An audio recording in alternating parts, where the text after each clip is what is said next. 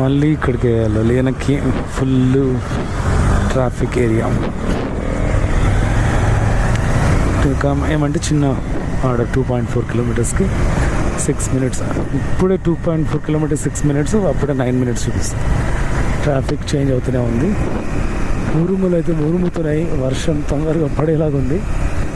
వర్షం తప్పించుకుంటా, వర్షం లేని ఏరియాస్లో పికప్ డ్రాప్ చేసుకుంటా ఆన్ చేసుకోవాలి నైట్ టైం.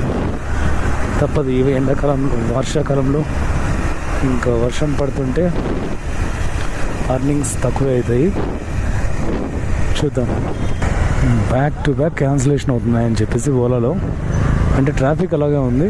పికప్ డిస్టెన్స్ 1.5 2.5 అయినా కూడా 15 మినిట్స్ చూపిస్తుంది అనమాట. సో 15